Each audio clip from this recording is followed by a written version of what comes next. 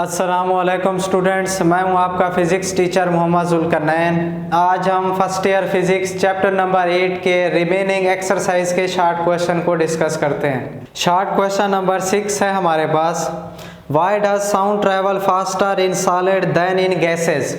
Sound जो होती है हमारी वो सॉलिड में ज़्यादा तेज़ी से क्यों ट्रैवल करती है बानिस्बत गैसेस के, ये हमने रीज़न बतानी है। ये क्वेश्चन आपने केमिस्ट्री में भी अक्सर पढ़ा होगा। तो हमने जो स्पीड ऑफ साउंड में फार्मूला पढ़ा था, we know that v is equal to elasticity over density. v mean speed of sound, elasticity जो रेसिप्रोकल है कंप्रेसिबिलिटी का, डेंसिटी ये मास पर यूनिट वॉल्यूम होती है। तो इस रिलेशन के मुताबिक जो स्पीड है हमारी वो इलास्टिसिटी के डायरेक्टली प्रोपोर्शनल और डेंसिटी के इन्वर्सली प्रोपोर्शनल है। लेकिन जो इलास्टिसिटी होती है सॉलिड की वो ग्रेटर होती है, गैसेस की कम होती है, और जो डेंसिटी होती है वो सॉलिड की ज़्यादा होती है, गैसेस की हमारे पास कम होती है। अगर मैं इन दोनों की रेशो ले लूँ, जैसे यहाँ हमने लिखा हुआ है ratio elasticity over density, solid की ज़्यादा होती है किसकी निस्बत, जो रेशो है हमारे पास इलास्टिसिटी और डेंसिटी की जो गैस में होती है। तो इसका मतलब ये हुआ क्योंकि ये रेशो ज़्यादा है जो सॉलिड में है और जो गैसेस में रेशो है ये कम है, तो इसका मतलब ये हुआ कि सॉलिड में जो स्पीड ऑफ साउंड होगी वो ज़्यादा होगी क्योंकि सॉलिड के लिए ये रेशो ज़्यादा आ रही है। अगर ये रेशो ज़्यादा हो रही है तो इसका मतलब स्पीड ऑफ साउंड भी ग्रेटर होगी। तो as the ratio elasticity over density for solid is much larger as compare to gases. Gases की निस्बत सॉलिड में ये जो रेशो है इलास्टिसिटी ओवर डेंसिटी की ये ज़्यादा है बानिस्बत गैसेस के, लिहाजा जो स्पीड ऑफ साउंड होगी वो सॉलिड में ज़्यादा तेज़ी से जाएगी बानिस्बत गैसेस के। नेक्स्ट है हमारे पास short question number 7, how are beats useful in tuning musical instrument. Beats जो होती है हमारे पास वो म्यूजिकल इंस्ट्रूमेंट को ट्यून करने में, मतलब अपना पसंदीदा स्टेशन लगाने में हमारी किस तरह से मदद करती हैं। शॉर्ट क्वेश्चन नंबर 7 था हमारे पास, उसमें हमने ट्यूनिंग करना है किसी भी म्यूजिकल इंस्ट्रूमेंट को। तो ट्यूनिंग का मतलब क्या है, tuning means we are to set an instrument to produce desired note. Tuning का मतलब है किसी भी इंस्ट्रूमेंट को ऐसे हमने एडजस्ट करना है कि हम उसी साउंड को सुन सकें जो हम सुनना चाहते हैं, मतलब जो हमारी मर्जी का चैनल है। The frequency of desired instrument is adjusted till number of beats becomes 0। हम जिस भी इंस्ट्रूमेंट के अंदर चैनल को सुनना चाहते हैं उसको हम ट्यून उस वक्त तक करते जाएंगे जब तक उसकी फ्रीक्वेंसी और जिस चैनल को हम सुनना चाहते हैं इन दोनों की फ्रीक्वेंसी आपस में मैच ना कर जाए। जब मैच कर जाएगी तो हमारे पास जो बीट डिफरेंस होगा वो 0 हो जाएगा, मतलब बीट्स पैदा नहीं होंगी। बीट्स पैदा नहीं होंगी तो हमारा म्यूजिकल इंस्ट्रूमेंट ट्यून हो जाएगा। At this point, the frequency of desired instrument becomes equal to the standard instrument। Standard instrument mean जिसकी आवाज़ हम सुनना चाहते हैं, ये दोनों आपस में बराबर हो जाएंगी फ्रीक्वेंसी में। In this desired instrument is tuned। इस तरीके से हम desired instrument को ट्यून कर सकते हैं, मतलब हम अपनी पसंदीदा आवाज़ सुन सकते हैं। नेक्स्ट है हमारे पास short question number 8, When two notes of frequency F1 F2 are sounded together, beats are formed। Beats पैदा होती हैं जब हम दो ट्यूनिंग फोक को जिनकी फ्रीक्वेंसी F1 है दूसरे की F2 है। If F1 greater than F2, what will be the frequency of beats। F1 F2 से ग्रेटर है तो हमने बताना है बीट फ्रीक्वेंसी क्या होगी। बीट फ्रीक्वेंसी डिफरेंस होता है, डिफरेंस हम कैसे लेते हैं, ग्रेटर में से स्मॉलर को माइनस कर देते हैं। इसका मतलब F1 जो इन्होंने लिखा हुआ है ज़्यादा है, F2 कम है, तो इसका जो थर्ड वाला ऑप्शन है वो सही है, F1 माइनस F2। तो ये हमारे पास ऑप्शन सही होगा, F1 minus F2 beat frequency का। नेक्स्ट है हमारे पास short question number 9, as a result of distant explosion, किसी दूर दराज इलाके से या जगह से एक धमाका होता है। An observer sense a ground tremor, observer भी मुशाहिदा करने वाला ज़मीन की थरथराहट उसे महसूस होती है। And then here's the explosion, फिर बाद में वो धमाके की आवाज़ सुनता है। एक्सप्लेन द टाइम डिफरेंस, हमने बताना है इनमें टाइम डिफरेंस क्यों है। मतलब ये हमने बताना उनको ये है कि ज़मीन जो उसने धमाका हुआ था उसको महसूस हुआ था कि ज़मीन पहले ट्रिम कर जाती है, मतलब वहाँ से हमें पता चलता है कि वो ज़मीन थर थर आ रही है, और जो धमाके की आवाज़ होती है वो हमें बाद में सुनाई देती है। इसके लिए हमने बताना टाइम डिफरेंस कैसे आता है। टाइम डिफरेंस है किसकी वजह से? The time difference is due to difference between speed of sound through earth and air.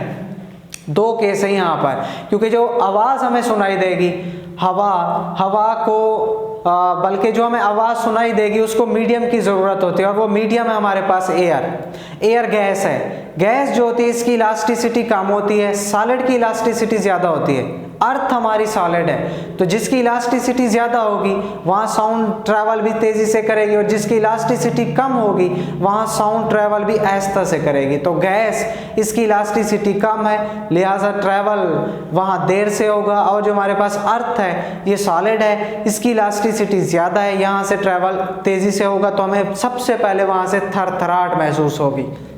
तो V is equal to elasticity over density under root. Elasticity जो सॉलिड की होती है, अभी जो मैंने आपको बताया, ग्रेटर होती है किससे? गैसेस से। So the sound travel faster in earth. क्यों? क्योंकि अर्थ हमारी सॉलिड है और सॉलिड की इलास्टिसिटी ज़्यादा, इलास्टिसिटी ज़्यादा तो स्पीड ऑफ साउंड ज़्यादा।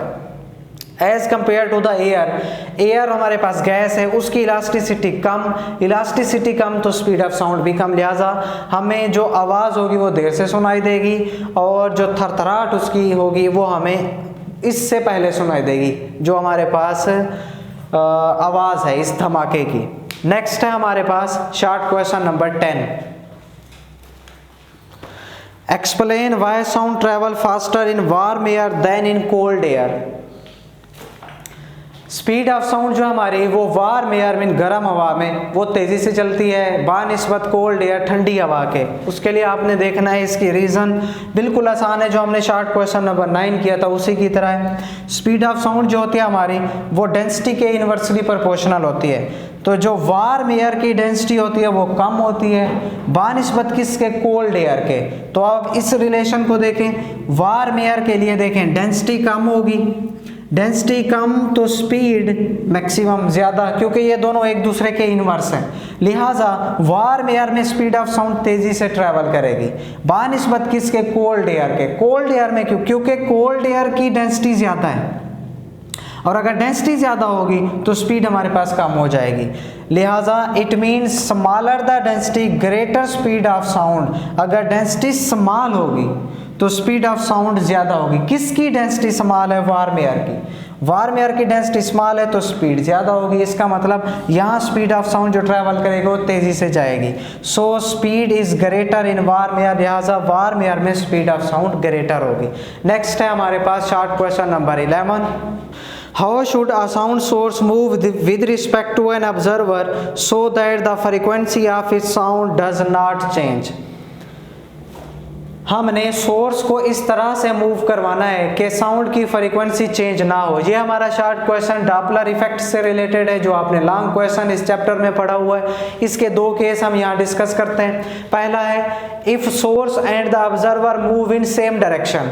अगर ऑब्जर्वर भी और सोर्स भी सेम डायरेक्शन में जा रहे हों और सेम वेलोसिटी से जा रहे हों, तो कोई भी वेलोसिटी में चेंज नहीं आ रहा, ना हमारे पास उसकी डायरेक्शन में चेंज आ रहा है, इसका मतलब फ्रीक्वेंसी में चेंज ज़ीरो आ रहा है, ना बढ़ रही है और ना ही कम हो रही है, तो वहाँ से डॉपलर इफेक्ट के मुताबिक कोई भी हमें चेंज प्रोड्यूस होता हुआ नज़र नहीं आएगा।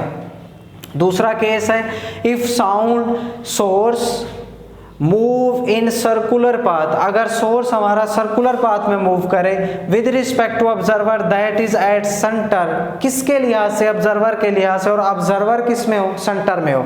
जैसे मिसाल के तौर पर ये हमारे पास सोर्स है और ये मूव कर रहा है सर्कुलर पाथ में, ये ऑब्जर्वर है जो मुशाहिदा कर रहा है और ये सेंटर में है।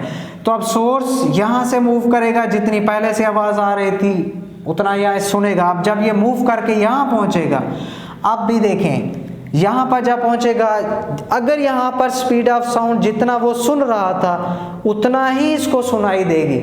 क्यों? क्योंकि ना तो इसका डिस्टेंस चेंज हुआ है, ना ये इससे दूर जा रहा है, ना इसके करीब आ रहा है, बस बल्कि इसके इर्द गिर्द ये घूम रहा है। यहाँ पर जो डॉपलर इफेक्ट की कंडीशन थी हमारी, कंडीशन के मुताबिक या तो अवे मूव करे या टूवर्ड्स मूव करे, फिर वहां से हम चेक करते थे अपेरेंट फ्रीक्वेंसी कम हो रही है या अपेरेंट फ्रीक्वेंसी ज्यादा हो रही है।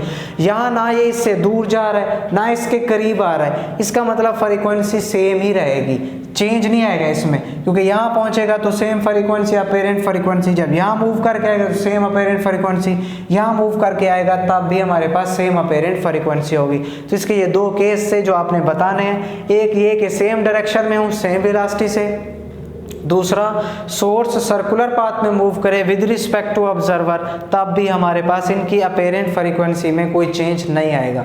तो डियर स्टूडेंट्स, ये थे हमारे पास चैप्टर नंबर 8 के रिमेनिंग एक्सरसाइज के शॉर्ट क्वेश्चन। होप सो आपको समझ आ गए होंगे। अल्लाह हाफिज़।